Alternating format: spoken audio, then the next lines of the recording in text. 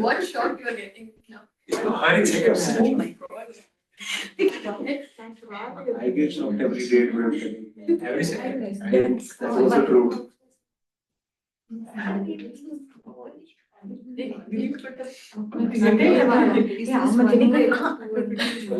Bro, there's a night market. So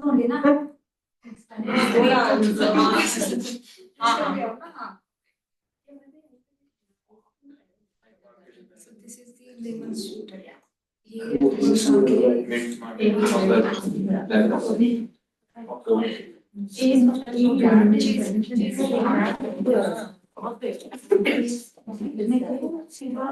बीच में से आप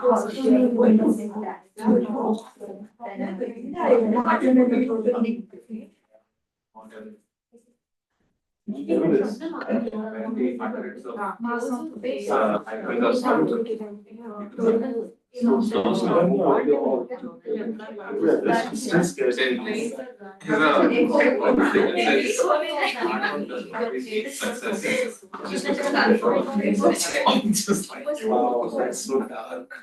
That's too dark. Anybody know this is get souffle pancakes? Do you know where you can get souffle pancakes in Arizona? Have you ever had? Yes. No. Not good? Not in Arizona. Not in Arizona. Yeah. I mean, if anything, maybe in Scottsdale. But nothing I was comes just to mind. buy and make it yourself. Yeah. Here's the thing, Arizona's food scene is really, really good if you like pizza, tacos, and that's about it. Concerning that you get a third. Pizza and tacos. You had two and you stopped. I mean, if depending on like your budget for food, we also have a really nice like upscale dining scene. One of my absolute favorite restaurants is Toc Madera, which is up in Scottsdale. There's also, shoot, what is it called? There's Chelsea's Kitchen. Leia Bay is over by Billboard, and that's really good. It's like French dining, but those are like $100 a plate kind of meal.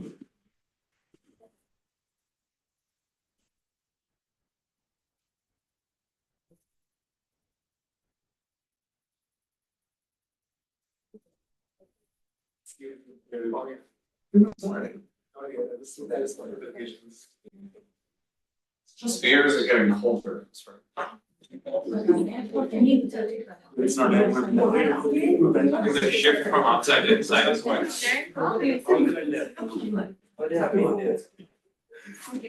Not senior. She's not judge.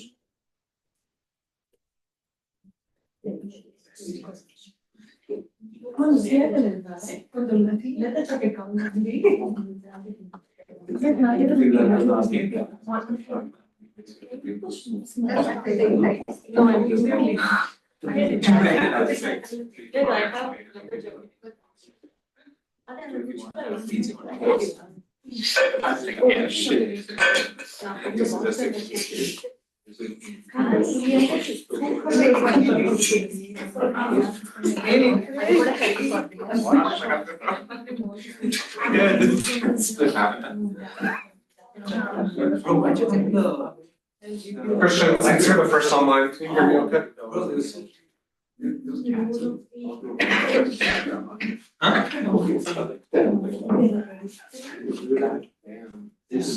Perfect. Thank you, Christian.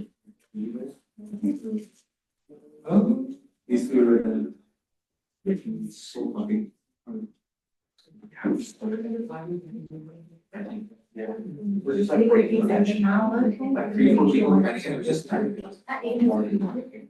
No. Yeah, trading cards. No. Will you give on? No, she's. Isn't that the Yeah.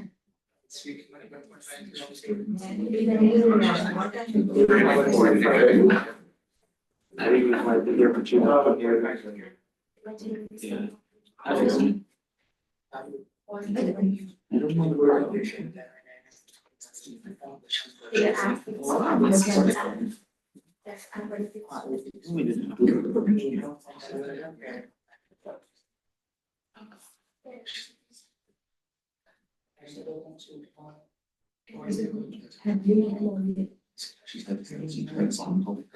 Good job, he's fine. Alright. That's crazy.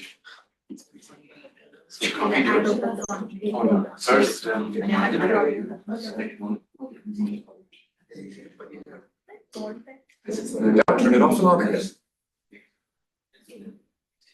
She made a public again, but we can she did have first.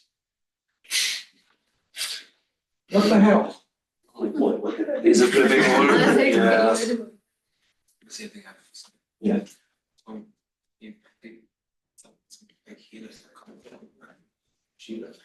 Really quick for online, can you guys both hear me and see the presentation?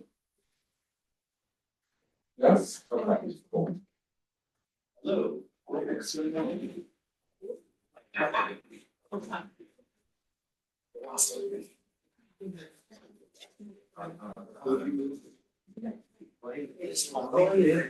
Yes, that's the only shirt I have.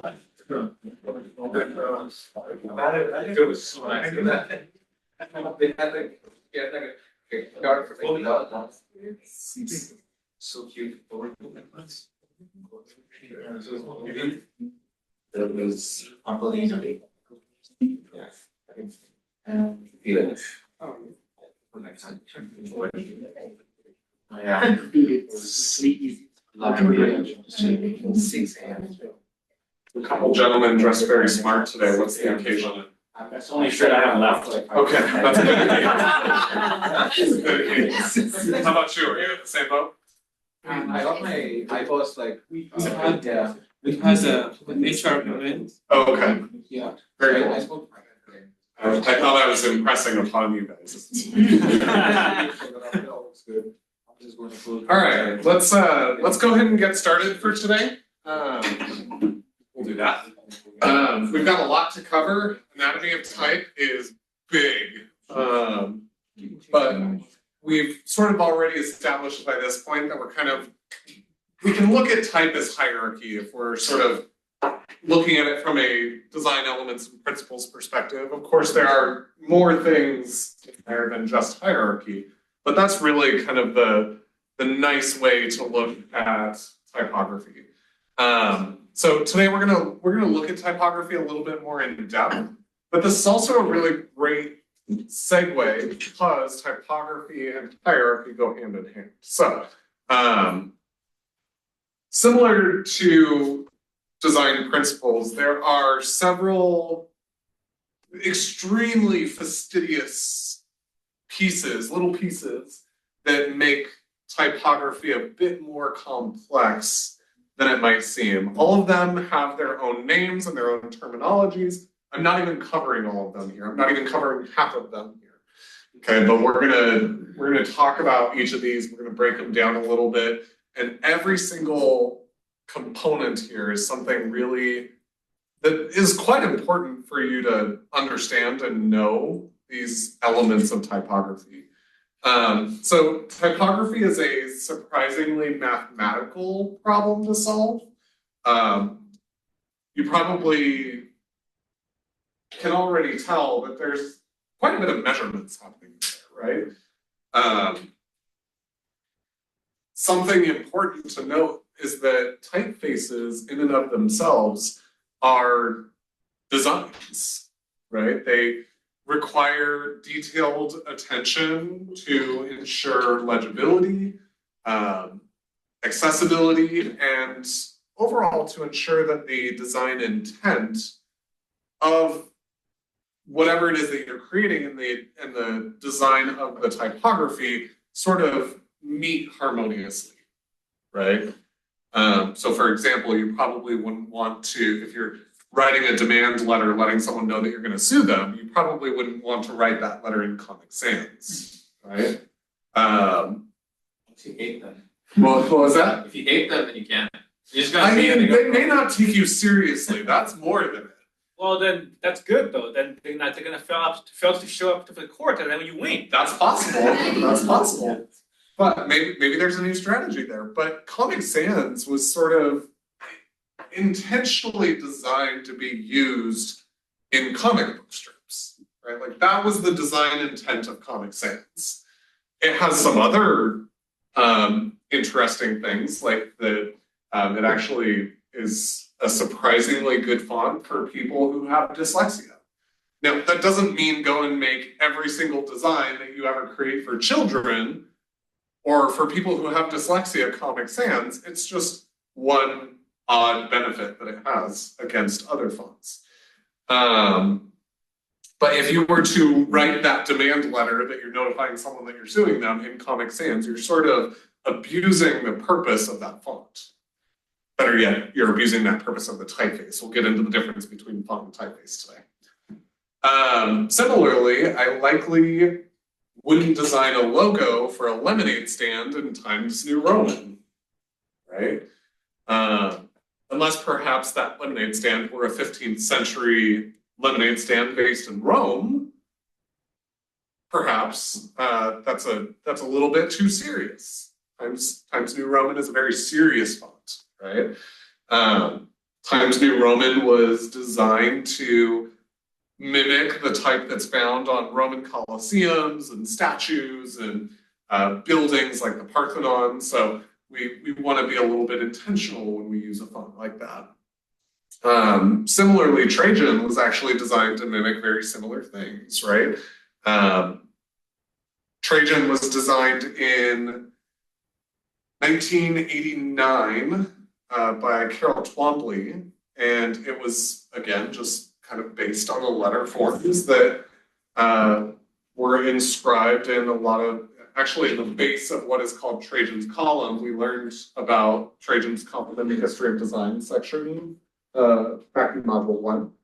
So you can see that already just in 3 typefaces that we covered, most of these things have some sort of root. Helvetica, which is, you might hear several different variations of Helvetica, but Helvetica or Newhouse Grotesque, however you hear that variation, was designed in 1957 by Max Mettinger. And Edward Hoffman as well. Both of them, they kind of designed it together. And it was really influenced by 19th century, so like 1890s typefaces. And one of them was Atkins Grotesque, and a little bit of influence from the Bauhaus, German and Swiss designs, and they used that to create Helvetica. Futura was designed in 1927. That makes more sense. And Futura was based on geometric shapes, right? Squares, circles, a little bit of ovals, but particularly the circle and the square, right? It was also influenced a little bit by the Bauhaus, right? Where you just have straight angles. The list can go on there, right? I could talk about typefaces and fonts all day, but at the end of the day, typography has mood. It has a design intent. It has emotion. It has personality, right? You can maybe look at this typeface here. There's actually several of them, and you can get a slightly different feel for each of these, right? So I also like to say that typography has life, right? Typography is one of the things that brings life to a design that you work with. Who's working on something and they're just like, Roboto sounds good. Anyone? Yeah. Start being a little bit more persnickety about your font choices, right? Don't just go to the first thing that you recognize or the first thing that feels like a designer-y font, right? Type has life. It is meant to be displayed mostly in the way that it was designed, okay? But us designers, we often require a bit more flexibility than that, right? Sometimes we need to subvert the meaning of something or subvert the purpose of something. So we have a few controls or tweaks that we can work with, and that's where knowing this anatomy of typography can help you with that. But before you're even allowed to touch those controls, you need to understand the anatomy, right? Sort of another way to look at it would be the elements that make up typography forms, okay? So we're gonna break them down. Jumping in, it's always nice to start with X height. Can anyone tell me what they think X height is? Anyone? Who's tired? Me too. X height, come on. What is X height? What is what, sorry? X height. The height between the two lines, dotted lines? Yeah. But what is that measuring? The X angle. The height of a lowercase letter x. X height. There we go. X height, yes. So literally all the X height is measuring is the height of a lowercase letter x. That's it. Okay. The X height isn't exactly a part of the typography anatomy, but rather it's a measurement. Okay. It measures the height of all the lowercase letters within the same typeface based on the lowercase letter x. And it's called X height because the letter X within each typeface is what determines that measurement. Okay? So you can kind of see it here. There's another measurement that we should mention called the baseline. And you guys are seeing it here. Which one do you think the baseline is? The lower line underlying the H, E, J, and X, right? That's called your baseline. It's just the line that sits horizontally beneath the letters, directly beneath the letters. It's the line in which all of the letters sit. Okay? Now, you might be asking me, well, Professor Renniker, the J is not sitting on the baseline. It sort of is, but we'll get to descenders in a second. So the bottom of the X height, another way to think about it, the bottom of the X height is also your baseline. Okay. Any questions on those so far? It only gets harder from here. All right, let's talk about ascenders for a second. Ascenders are pretty easy. They're just a vertical stroke that extends upwards over the X height. Oftentimes, but not always, it will align with what is called the cap height. We'll cover that in just a bit. Sometimes you might have ascenders that go slightly over the cap height, and that is intentional. Descenders, very similar to an ascender. A descender goes below or downwards below the baseline. Okay? Stop me if I'm going too fast. So again, ascender goes above the X height, and descender goes below the baseline. Okay. All right. This one's confusing. Your type size is not the X height. Okay. The X height is what is used to measure several things, but not the type size. The type size is inclusive of the entire height of the letter forms from the descender to the ascender. In other words, it would be from the descender to oftentimes the cap height. Okay. Now, a font is typically, not always, but typically measured in point sizes, or PT, which is just the vertical measure of the lettering from the descender to the ascender. Okay. There are other ways to measure fonts. Obviously, the one I already mentioned, being points, is probably the most common. most common for print, I should say, and even in some digital applications. But developers and web designers, you guys might end up using pixels. And those are all conversions that you can make from pixels to inches to whatever. Don't ask me to do the conversions, I can't remember. There's no softwares that I'm aware of right now that use M height or rem heights. However, those are other ways that you can measure fonts.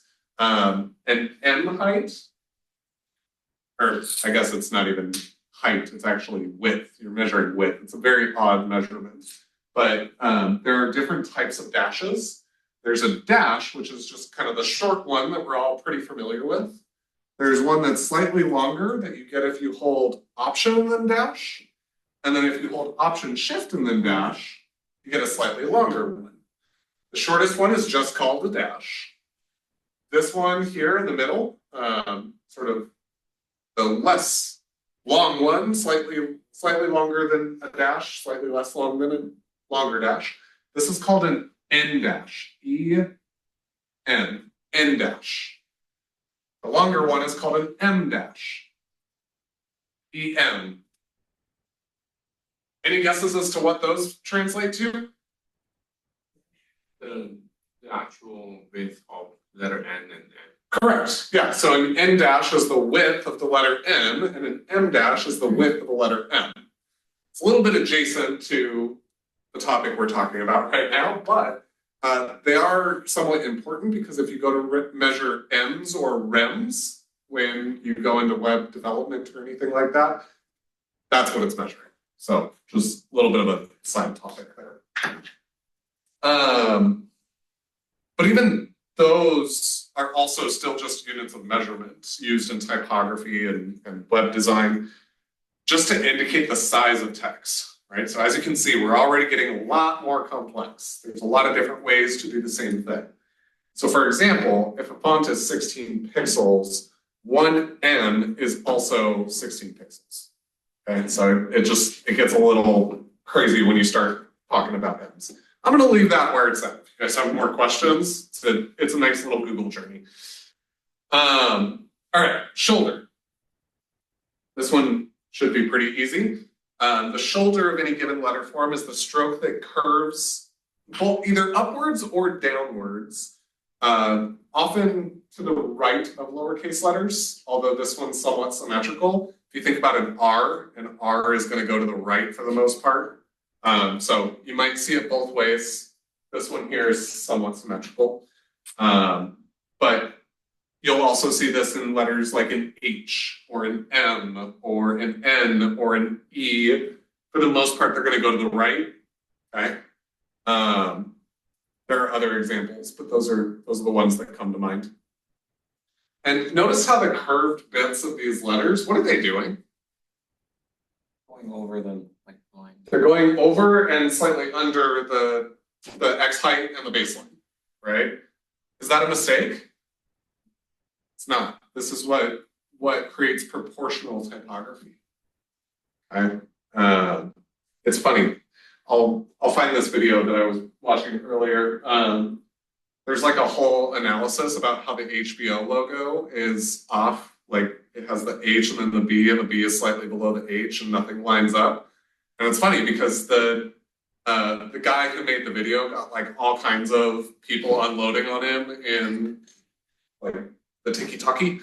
And he actually went and like found the guy who made the HBO logo back in the 70s or something like that, and got on a Zoom call with them and was like, was this how it was supposed to be? And the guy's like, no, that's like completely an issue. So I'll find that video and I'll throw it in the chat because I thought it was a good watch.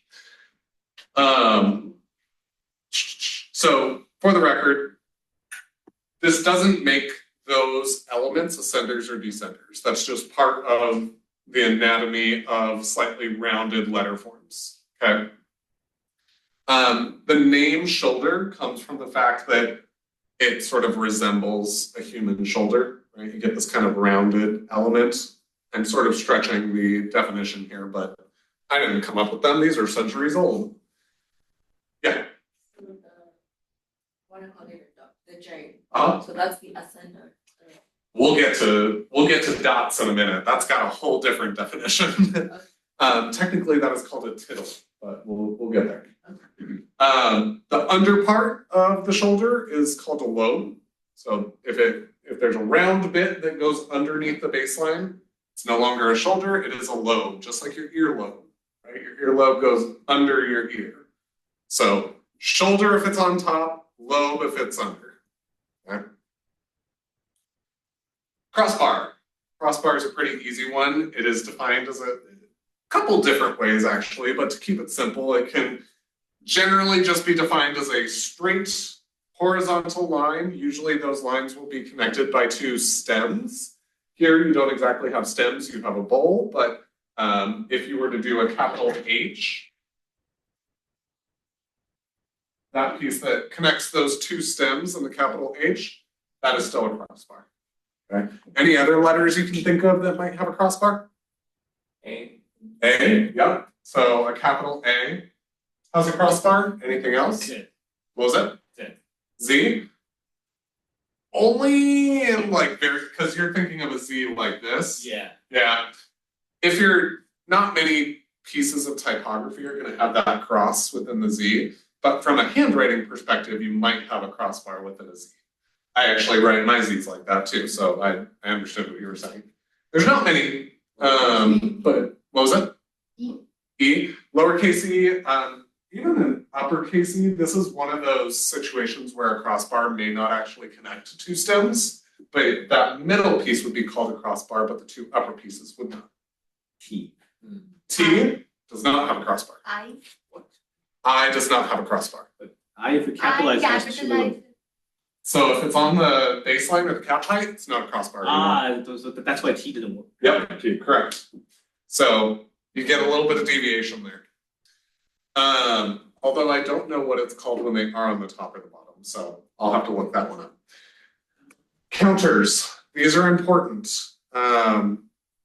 If you ever go in, I was actually at my printers yesterday because we're working on a project that's going to print. We have a bunch of labels that we were trying to decide if we should do digital printing or lithographic printing.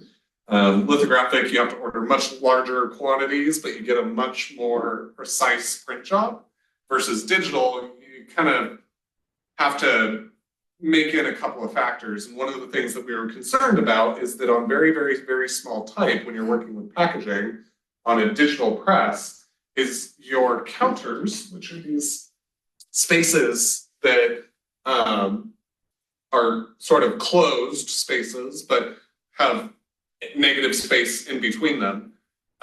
One of the things that we were worried about was called the counters blowing. And what that means is that when you're working really small, the ink spreads. So what's going to happen is the ink is going to come into this counter space and it's just going to blow it out. You're not going to be able to see it, right? So that was one of the things we were working about. Some of the fun things you get to do when you're working with print. Fun fact, we made the decision to go litho. So a counter, or sometimes you might hear counter space, is a closed or sometimes only partially closed, although those are pretty rare, circular or curved area of empty space of certain letters. So O's, E's, lowercase a, even an uppercase A, right? That has a counter in there. D's, B's, lowercase b's, things like that. Actually, even an uppercase B, all of those have counters with them.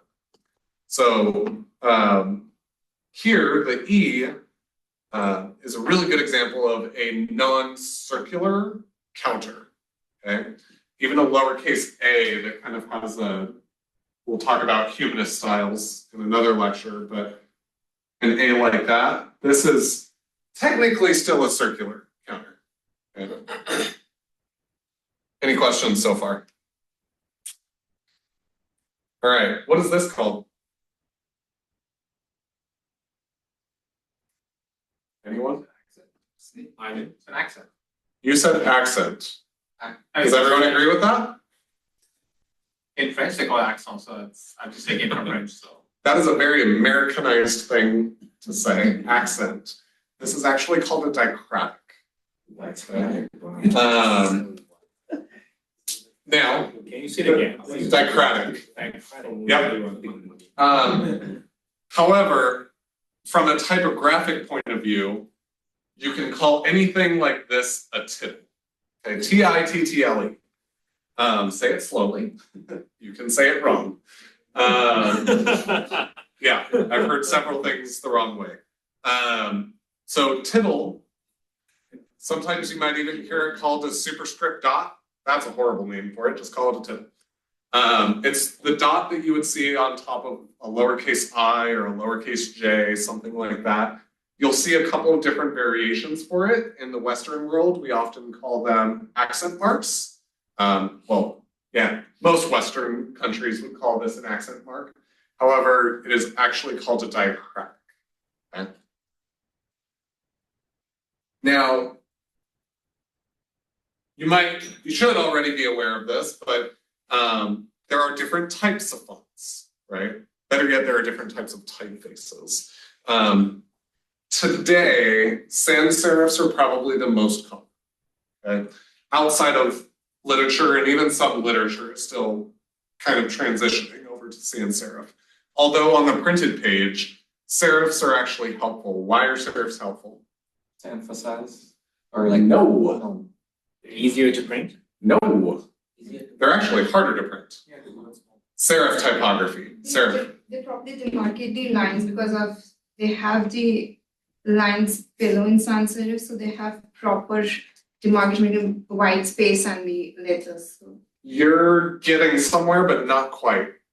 Serif within printed text is actually much easier to read.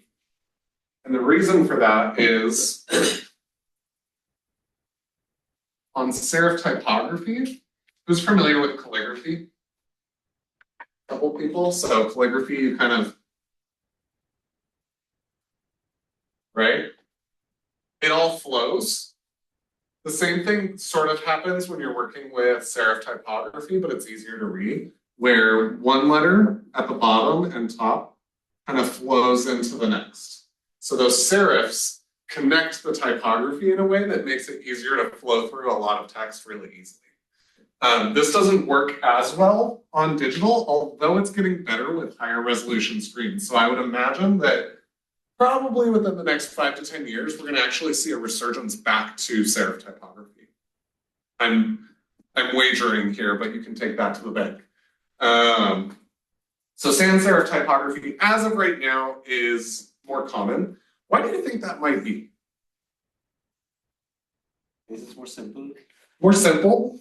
What else?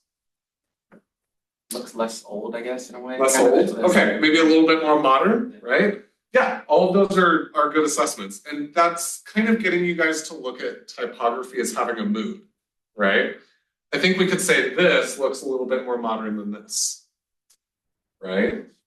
Depending on how you look at it. The term sans serif comes from the French word sans, meaning without, and then the word serif, which may come from Dutch, I think is what we've all landed on at this point. And there's a Dutch word, sharif, which translates to like line or pen stroke. Okay? Sans serifs are often used to convey simplicity, right? Modernity and minimalism, things like that.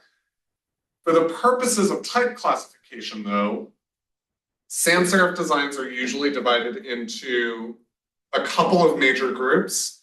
You have grotesque, neo-grotesque, humanist, and then you end up with this other category, just because at this point, people can make whatever the hell fonts they want, and sometimes they're a little hard to classify. So having an other is always nice. We'll get into that in another lecture, though. Okay? Sans serif typefaces have become the most prevalent for displaying text on computer screens. Any guesses as to why that might be the norm for computers? Yeah. The DPI of screen is not high enough. Now they're certainly high enough. think back a little bit. Because of the typewriter?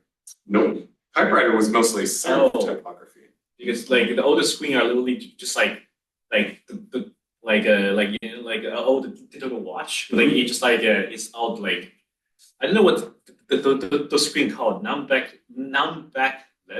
Like an 8-bit? Yeah. Yeah. So actually, that's a really great point. 8-bit screens. Does everyone know what that is? No. Oh God, I'm fucking old. Damn. So 8-bit screens literally were you had to display whatever it is that you want to display within 8 bits. Everyone's seen like a really old Super Mario game where everyone's in like squares, or better yet, what's the new one? Pixel. Switch. Oh, Minecraft. Oh my God. They kind of like adopted that 8-bit style, even though they had more resolution. See, I really show my age there. 8-bit screens, you had to work within 8 blocks in order to get your typography, something like this. I'm cheating the system a little bit, but you kind of have to think about your typography in blocks, right? So it got a little difficult. So sans serif made it a lot easier because it's already blocks, right? As screens got a little bit better, you could start getting curvature in there and all kinds of stuff. So it kind of stuck, okay? But on lower resolution digital displays, fine details like serifs were almost impossible to recreate.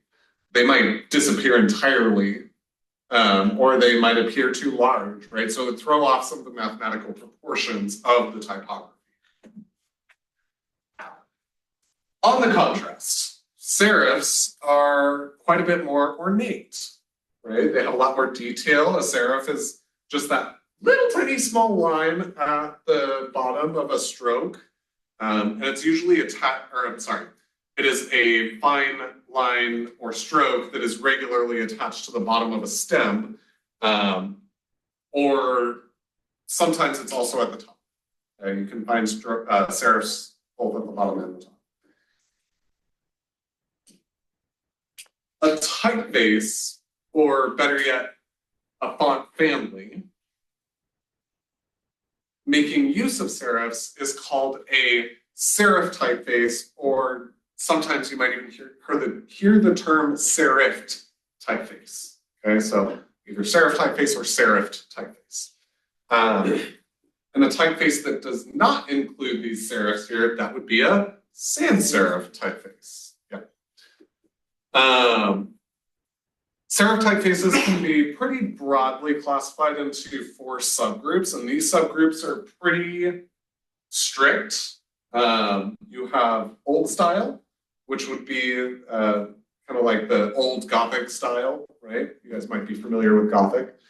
Transitional, which is not a transition from like old style to modern. It is a transition from old style to diadem. So you have old style, transitional, diadem, and slab serif for the most part. You also end up with some subgroups like Antica and Dutch taste, and then within diadem you can also have some subcategories like modernist and humanist and all kinds of stuff. So we'll get into that in another lecture.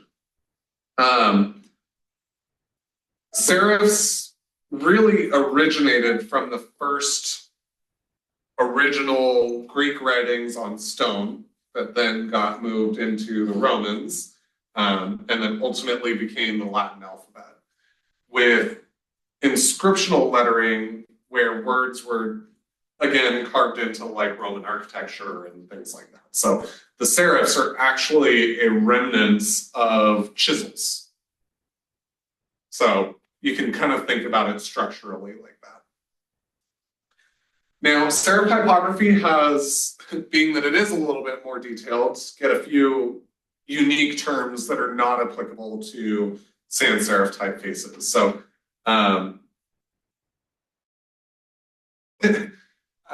terminal, this one's a little bit of an interesting one.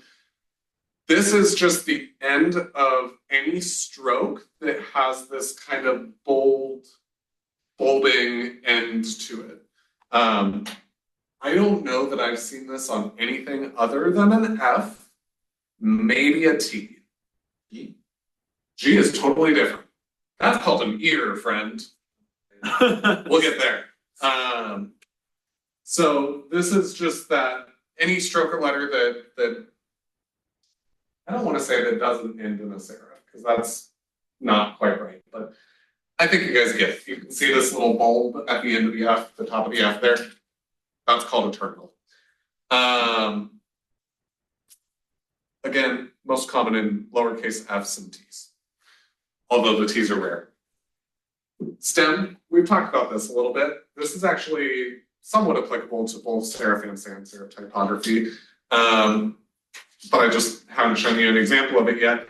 A stem is any vertical line found in any letter. You can find them in like uppercase H's, there's one in a B's, D's, F's, you name it. It's most letters have stems. If it's got kind of this vertical orientation and isn't rounded, you can almost bet there's a stem. The letter G also gets lots of fun names. You get a special feature for a loop that drops below the baseline. Although this is still a descender, it also gets another special name called a loop. Okay? You might also hear it called a crook. I've heard it. Kind of like a cane, the crook of a cane, right? Just turned upside down. I think loop is much easier, so we're going to call it a loop. And then, as I already alluded to, the ear. Okay, the ear is just kind of this decorative flourish. Looks a lot like a terminal, but if you ask me, it also looks like one of Shrek's ears. That's how I keep that one straight.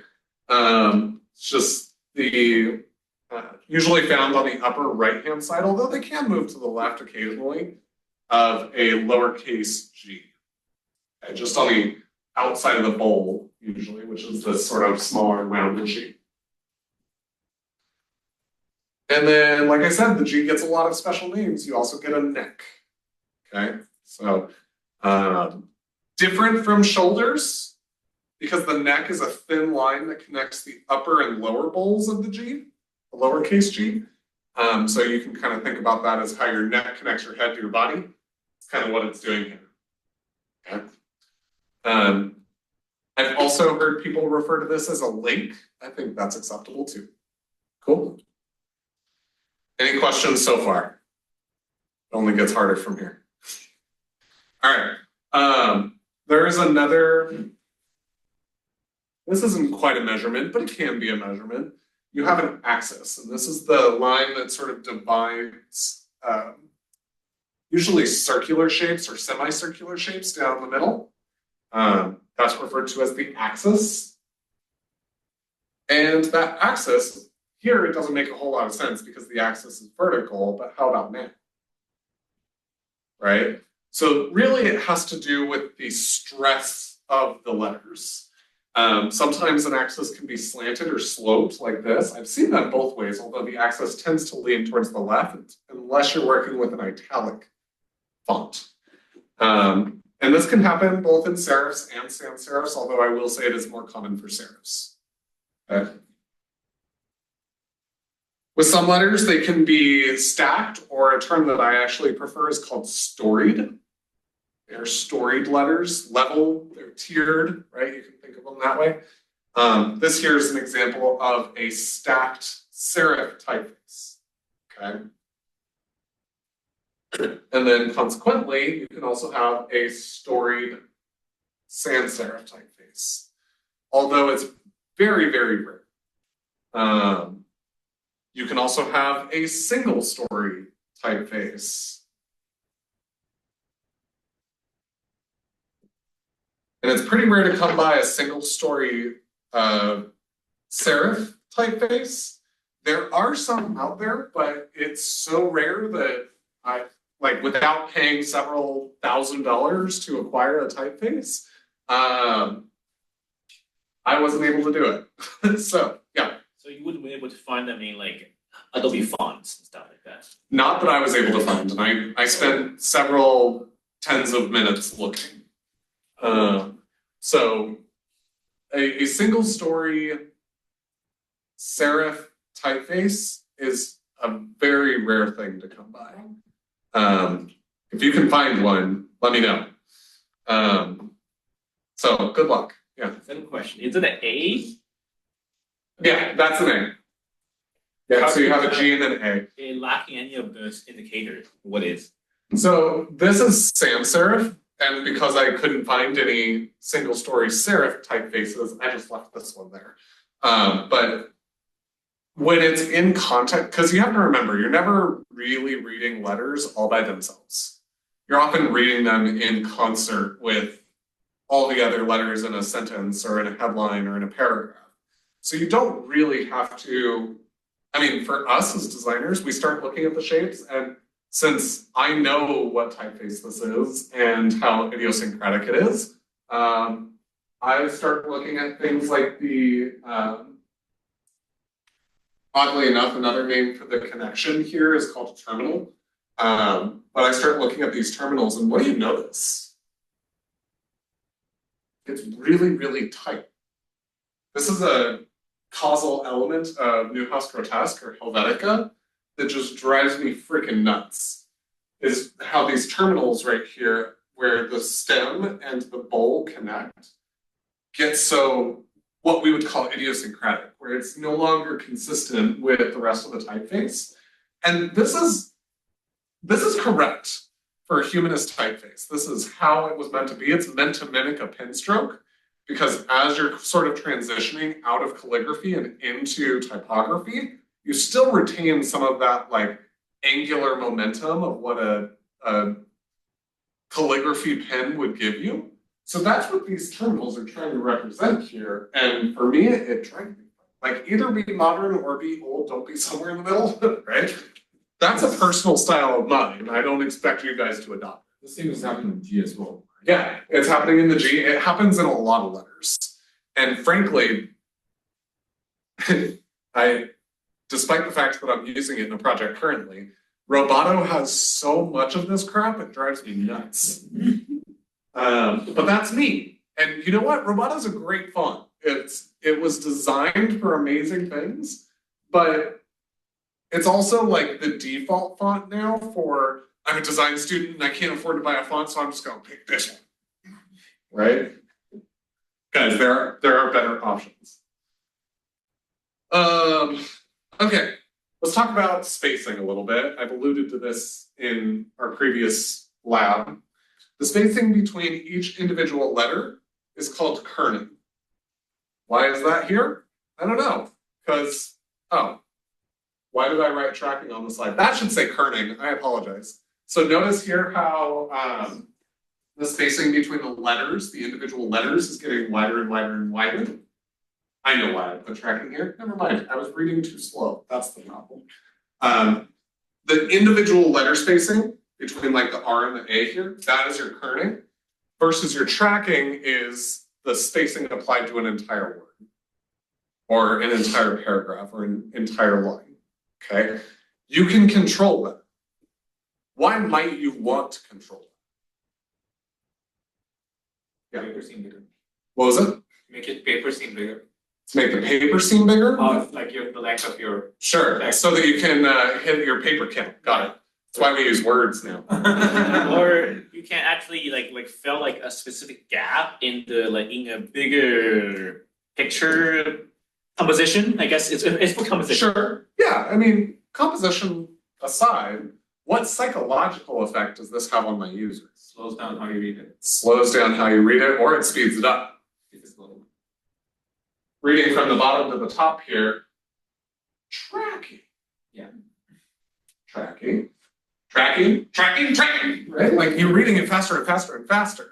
And if you do this in a large scale body of copy, you're going to end up reading that text faster and faster and faster. There are limits to this, obviously, because at some point you just like cram it all together and it's no longer legible.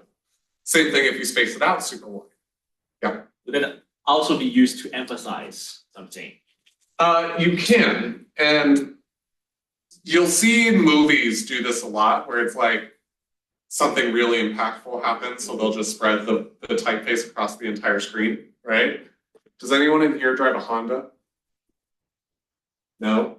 Okay, I'm gonna offend a couple of Honda drivers really quick. We're gonna go on a field trip. No. Corolla is a Toyota. Oh, Toyota. Come on, bro.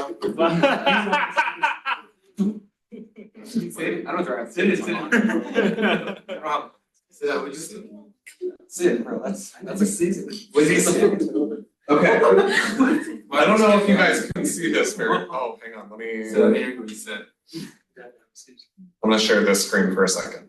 I don't. What the heck? Ah. Okay. Hang on. Little momento, por favor. Is that one of your photos? Wait, this one? No. This Apple gave me this. Oh, I was like, On the new logo. Okay. oh. You guys see this thing on the road? No. Really? That's a new logo? So look at this one in particular. This one on the right here. It's really hard to see, so I apologize. What if you click it? But do you notice something? It's lowercase. It's lowercase, and it looks wacky as fuck. Yeah. And mind you, I'm also the same person that just on LinkedIn the other day was like, we really need to stop judging other designers because they were in the room. I'm judging this all the way to the bank. It's bad. It is so bad. And then you wonder why Honda filed for bankruptcy. Wait, they filed for bankruptcy? Yep. Really? They're in chapter 11 right now, I think. Jesus. And they restructured with Nissan for whatever reason. Yeah. Yeah, this is wild to me because I mean, yeah, on the back of a car you usually like track the font out, but since it's not capitalized, it just looks weird and unbalanced. It looks, yeah, it looks asymmetrical. But Yeah. I kind of like it though. I like when they came out with that. Get out. Compared to the Kia's new logo, I think Kia's new logo is way cooler. Yeah. So that was just an awfully pertinent example that I thought I would bring to class with me today because I saw that a couple of months ago and I was like, this is really bad. So tracking can change the way in which we read something. Yeah. Have you seen Jaguar's new logo? Oh, yes. We don't talk I about won't go there. Jaguar's doing some cool stuff, but it's I'll leave that there. So we talked about tracking, we talked about kerning, leading. Can anyone tell me where they think the term leading comes from? I think you can get by the slide sort of what leading is doing, right? It's the space between each line of type. But where does that term come from?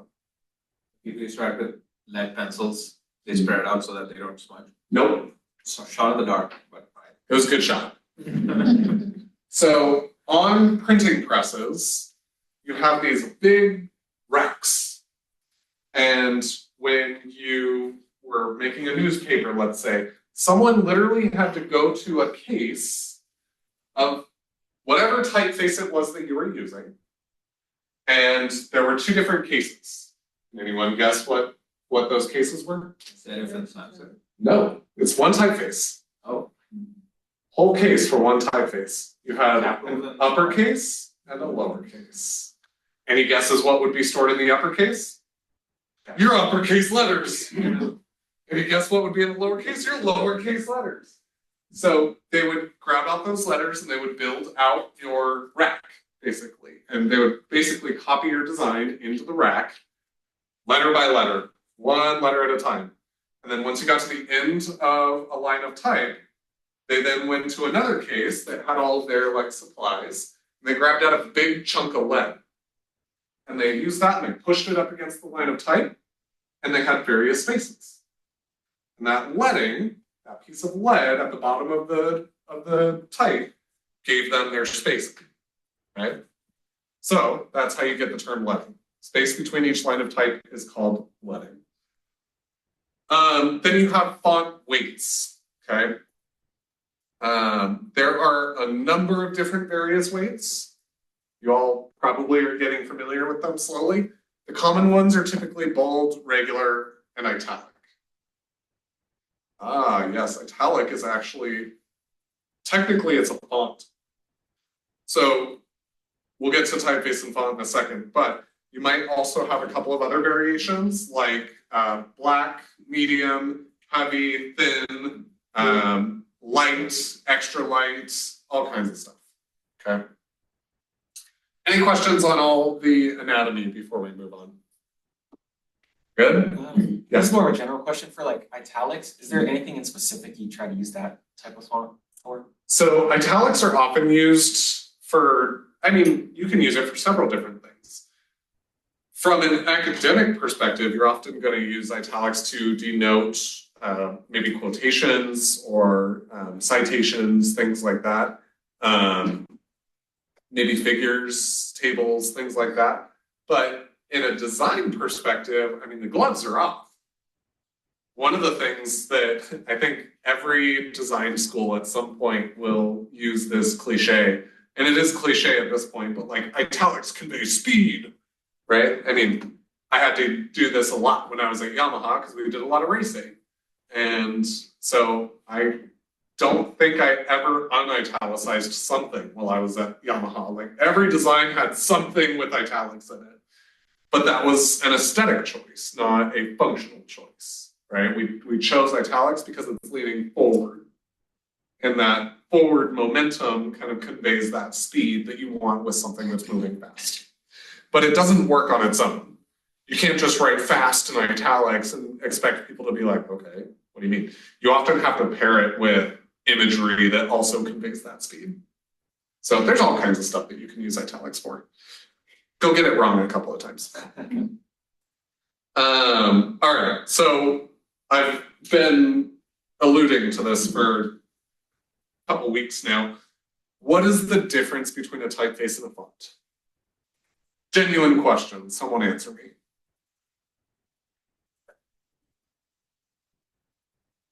Think about it.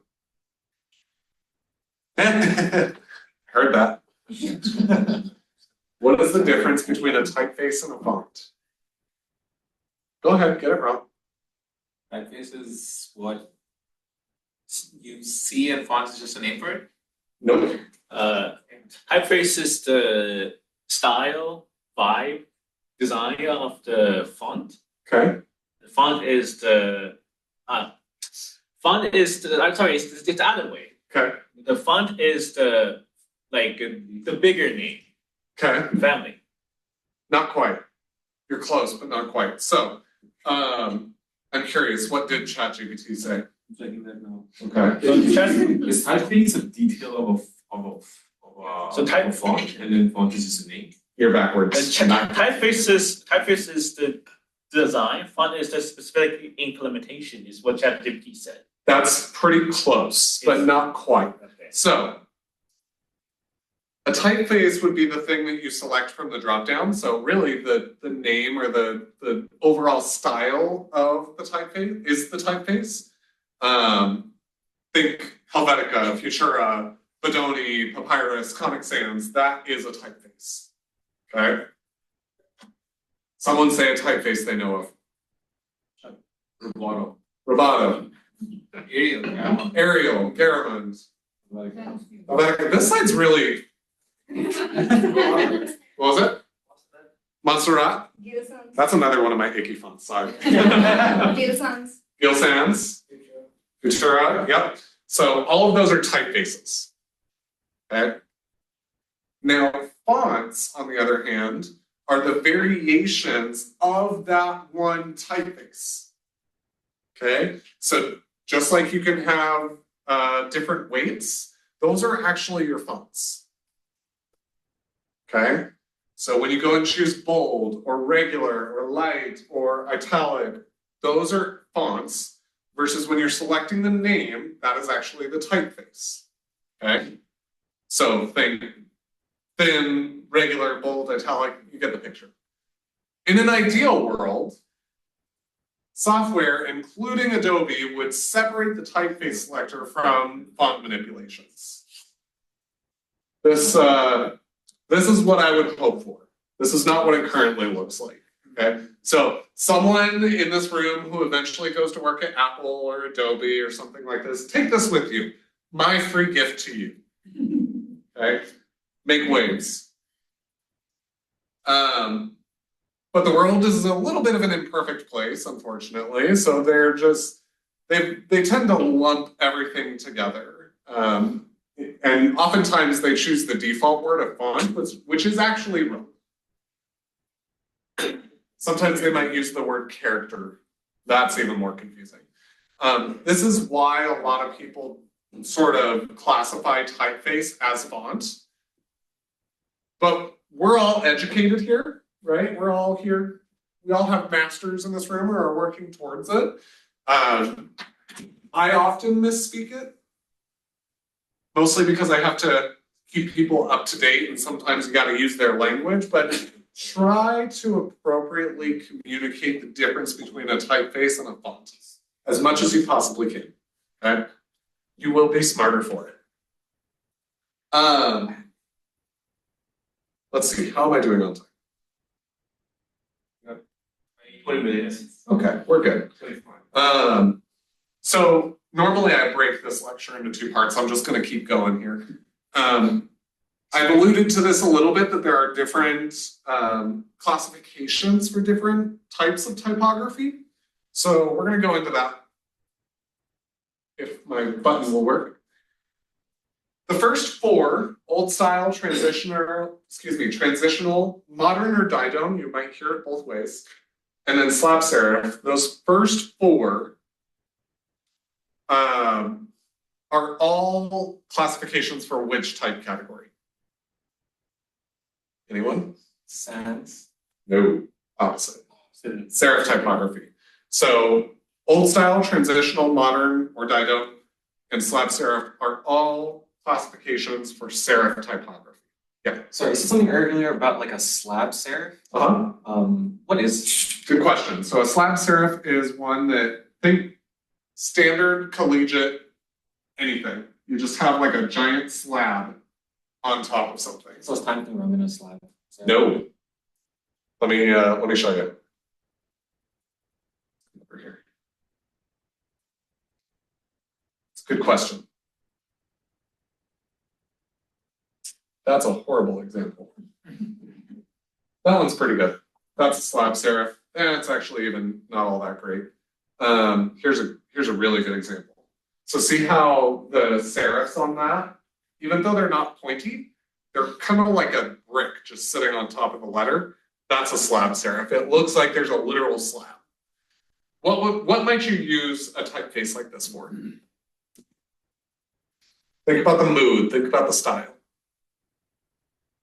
Old American type E. It's very Americano. This is like wanted posters. A lot of colleges use slab serifs for like their Letterman jacket kind of thing. Headlines. This makes great headlines. It makes shit body copy. Okay. Let's see how good the internet is.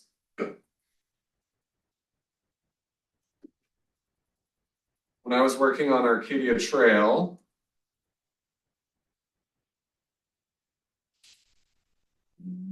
oh yeah. You guys see that?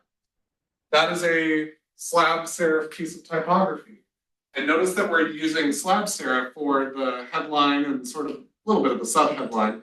But then as soon as we get a little bit smaller, we switch to a condensed sans serif typography, right?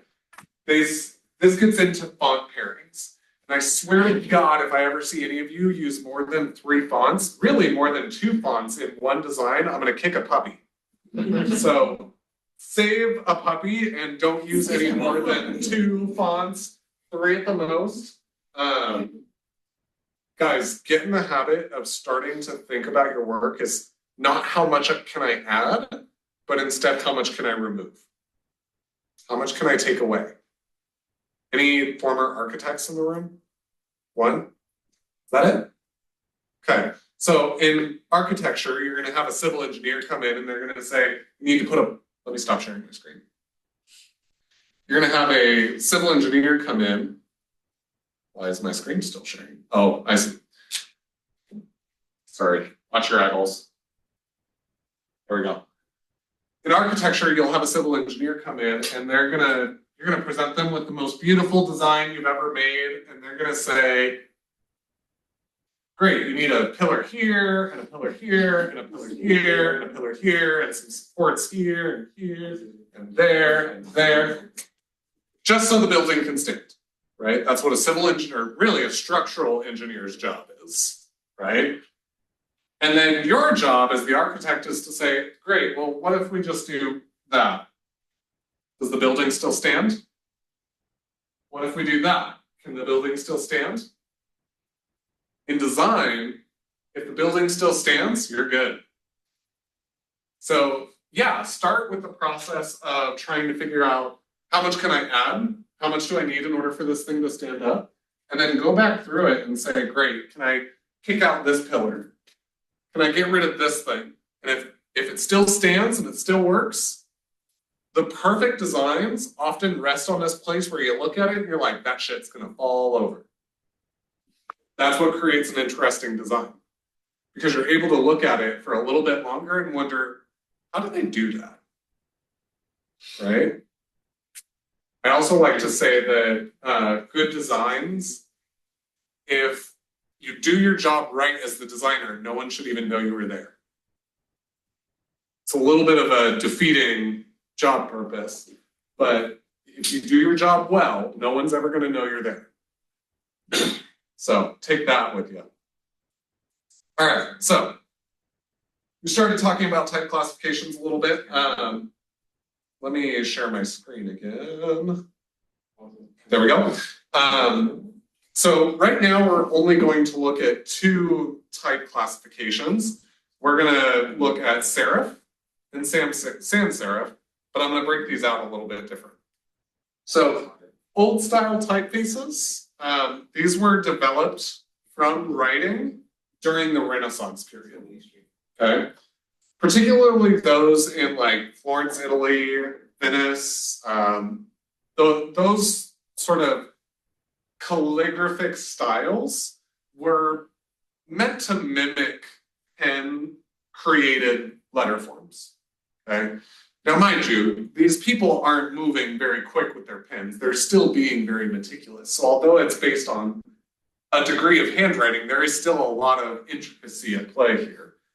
And old style typefaces are often dated from like the late 15th century to just about the early 1700s. And some notable typefaces or notable designers within that period would be Claude Garamond, who obviously created Garamond. Palatino was actually the first type to be treated differently than the written word. So it loses some of its idiosyncrasies. You don't see so many odd pen movements within this. And it loses a little bit of what humanist typefaces have, which we'll get to those in a second. The stress in the letter forms, I want to see who paid attention really quick. What kind of stress are we working with in the letter forms here? Is everything vertical or is it on an axis? It's on an axis. It's on an axis. How could you tell? The O. The O. The O is always a dead giveaway for the stress of a letter form. Okay. Let's see. The characters overall are designed a little bit more proportionally, right? They feel cohesive. It's not like we just put a box on the screen and said, all right, make the letter fit the box, right? The letter is filling its own space, okay? Most notably, old style typefaces have a horizontal crossbar in the lowercase e. Okay, so what I mean by that is right here, this crossbar is flat, it's horizontal, it's not at an angle. So we're actually working with a mix of stresses. Although the O is stressed, the E is not. And that's a good sign that you're working with an old style typeface. Okay. Baskerville. This one's a really good example of a transitional typeface. Sometimes you might even hear transitional called neoclassical. These have some noticeable differences from an old style, right?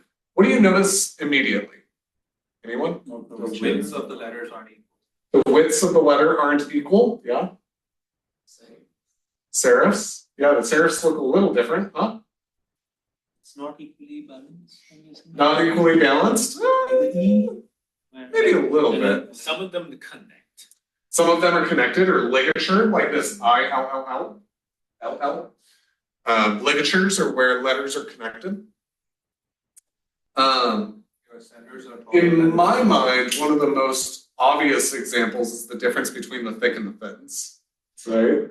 Here, it's pretty dramatic, whereas here, the thick and the thin stay, by and large, very, very similar, versus here, it's very dramatized, right?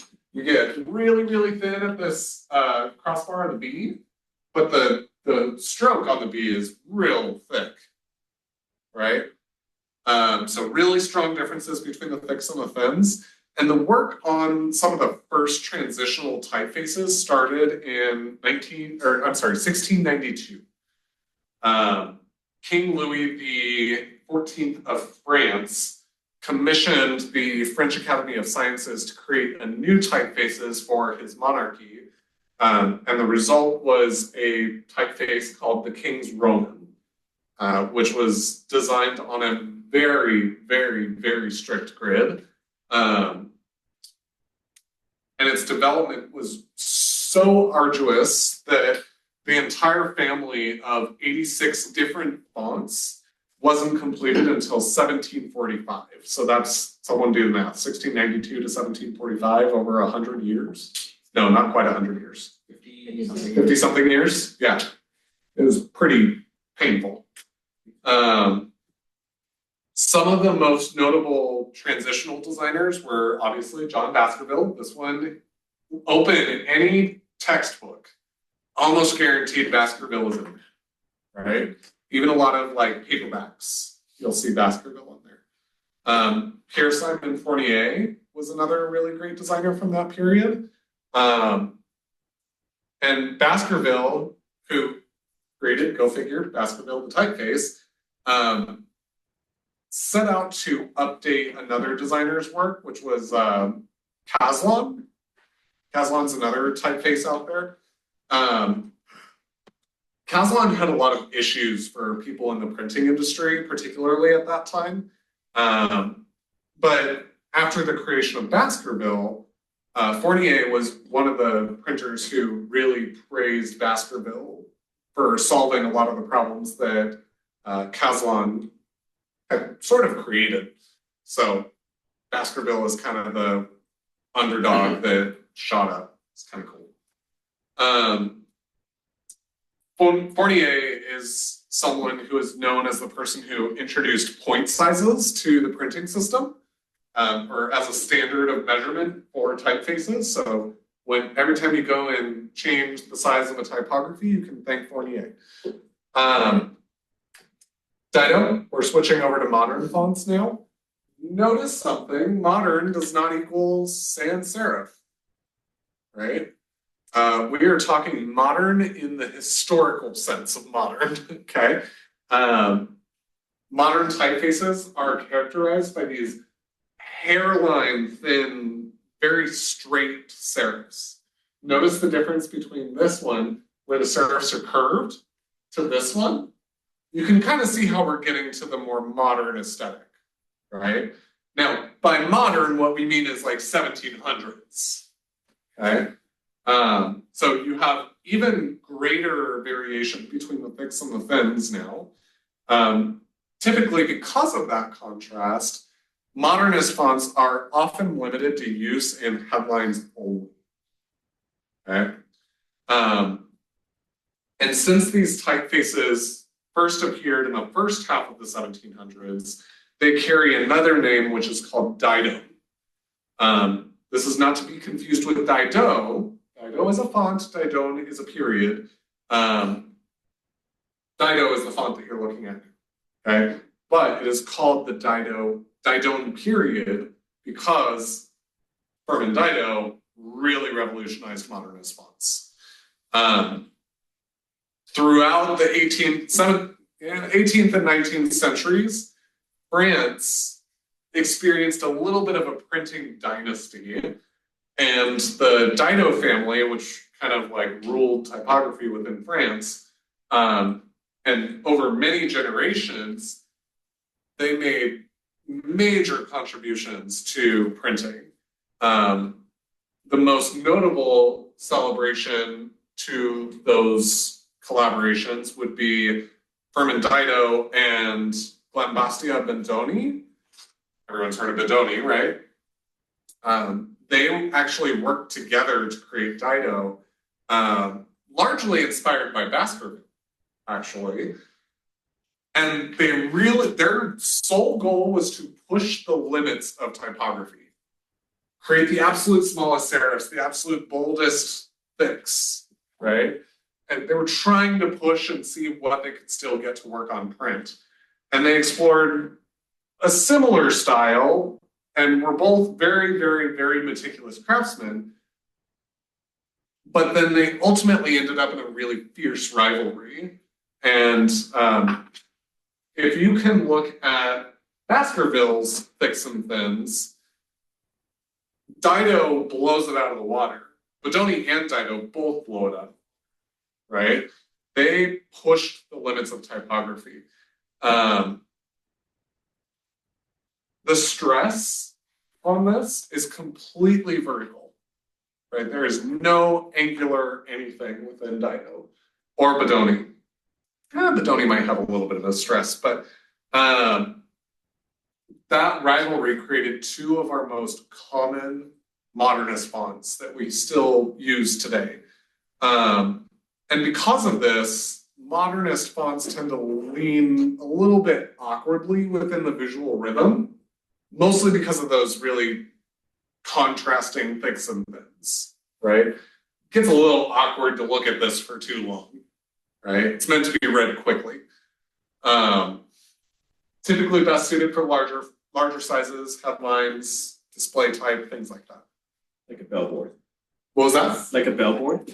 Bellboy? What is that? Billboard. Billboard, yes, billboard. I actually would say that would be a really difficult thing to read on a billboard. Only because the thins are so thin that you might miss them and completely misread it. You need something big, sans serif, impactful, and something like a billboard. Ask me how I know. I've designed several of them around the valley. If you see a Maricopa County Sheriff's billboard, that was me. All right, slab serif. This is a horrible example of a slab serif, but I'm sticking with it because it's one of the first. Slab serifs are perhaps the easiest to identify because of their really heavy slab-like serifs. The strokes on a slab serif tend to have equal weight and very minimal contrast. We're kind of moving backwards from modernist typefaces, right? And slab serifs were often originally created for advertising. So this would be a really great use case for something like a billboard, right? Other large media as well, posters, things like that. They were the first typeface to be explicitly designed as display type. Dido and Bendoni kind of ended up there accidentally. But Vincent Figgins is credited with the first slab serif. His first specimen kind of dated back to like 1815 or something like that. And the serifs are typically very abrupt, right? They're just kind of slapped on there. They tend to have very heavy weights, kind of a no-nonsense attitude. It's just there to communicate. That's pretty much it. Clarendon is considered a subset of slab serifs. It's a little bit tamer than some of the originals, like Officina serif here. But it also often has some less extreme serifs in the earlier specimens. All right, Any questions on some of the serif categorizations here? Good? All right, I'm gonna speed through this. Humanist typefaces are sans serif typefaces from handwriting or calligraphic writing that feature much higher variations in stroke weight. So a little bit uncharacteristic of sans serif is that you're still retaining some of that thick and thin, right? This is why a lot of humanist typefaces are often called idiosyncratic, is because they have a lot of these very odd terminals right here, like in the P, it gets super, super thin. That is that characteristic of trying to mimic this calligraphic or handwriting style, which is also why it's called humanist. You would almost need a human to create something like this. This isn't something a computer would make with this variation within the thicks and thins. And with their strong calligraphic influence, humanist typefaces base their shapes on flow or forms that could originate from something like a pen or a brush. Okay? And this just results in that higher stroke contrast. And in some cases, the stress that you end up seeing. This one's a bad example for stress. There's no stress here. This one's vertical. Some people would argue, I am not one of those people, but a lot of people would argue that humanist typefaces are the easiest of the sans serif family to read. And I think where they get that is because a lot of them have these flared, slightly flared bases that kind of mimic serifs. I think that's a square peg in a round hole. I don't quite agree with that, but I see how you can get there. If you look really closely, you might see some similarities between Optima here, which is a humanist font, and Palatino back here, which is an old style font, right?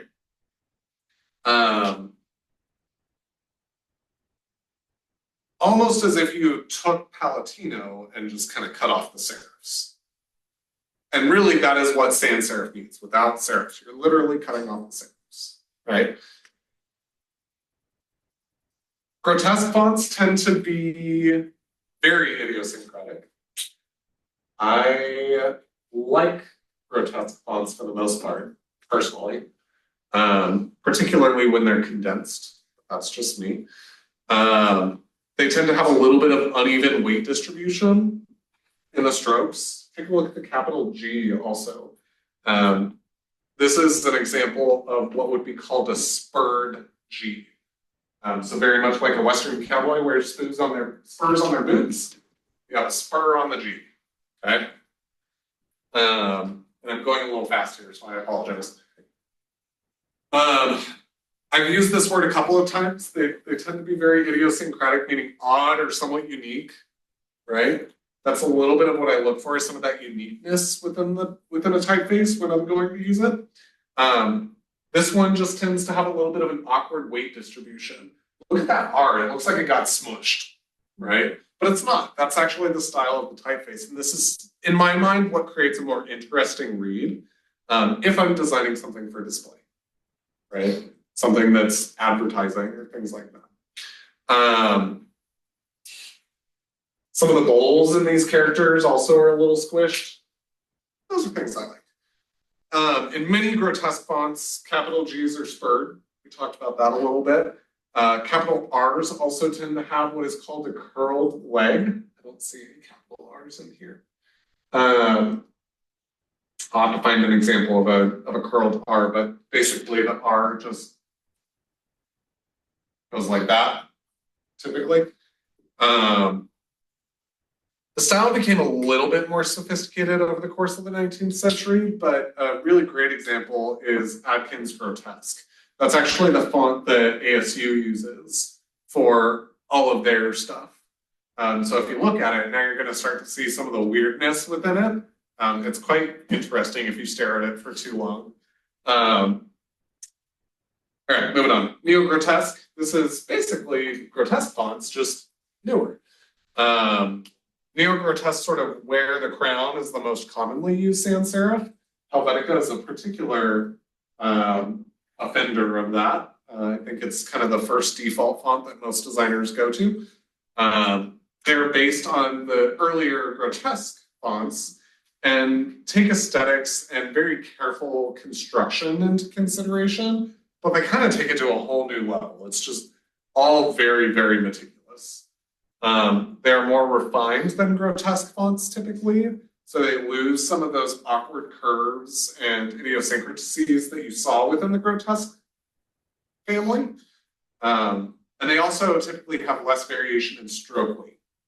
This has a really great habit of making it super, super readable at very, very, very long distances. All the road signs that you see outside, those are often written in what is called Helvetica dot. And Helvetica dot transfers to Department of Transportation. So it's a custom version of Helvetica specifically made for the Department of Transportation. And if I'm not mistaken, I think that was made by Massimo Vignelli, but I could be wrong. Universe also falls into this family. That's a nice font, or typeface, I should say. And then you have geometric. Geometric sans serifs are typically built on geometric shapes, squares, circles, rectangles, as their name suggests. They often have what is called optically circular bowls. They're not perfectly circular, they're slightly ovular, so they look optically circular. Everything else, for the most part, is typically very, very rectangular. Futura being one of the most common geometric fonts, but there are a lot out there. Even some sans serif fonts, or typefaces, I should say, some of those sans serifs actually might be classified as geometric sans serif, depending on how slabby they are. So you might get a little bit of a bridge there. Bonus round. Does anyone here foresee them? All of you guys, for the most part, are going into digital design, right? Great, you can check all of these off your list. Anything that has a script style, unless you are designing for a Connecticut wedding or something very, very, very, very, very formal, just check script fonts off your list entirely. They have a horrible accessibility value. They're difficult to read. They don't make great display fonts. They work horribly on screen. Move on. But something really important to note here is that any letter form that connects, like this, the crossbar and the Z, actually, you mentioned a crossbar and a Z. You actually do get that with some script fonts. So this crossbar and the Z connecting to the A, connecting to the P, F, I, those are called ligatures. Okay? If a letter form connects, those are called ligatures. You'll also see this with, like, if you have two uppercase T's, everyone stop what you're doing and listening to me. If you have two uppercase T's, you go in there and you adjust the kerning so that those T's touch. You don't want any single T's here, okay? This is what a designer's job is. I don't care if it's in body copy, you make those T's touch, okay? You have two different types of script font. You have formal and calligraphic, both. Actually, you have more than just that. You have formal, you have calligraphic, you have black letter, and you have casual. Okay? You can end up with a more display calligraphic font, but this is no longer script font, if you ask me. This is like a custom logo at this point. So, all of that said, I think I've bored you guys enough. Have a wonderful day. Have a great day online. Alright. Oh, nice. Oh, you have 10 minutes.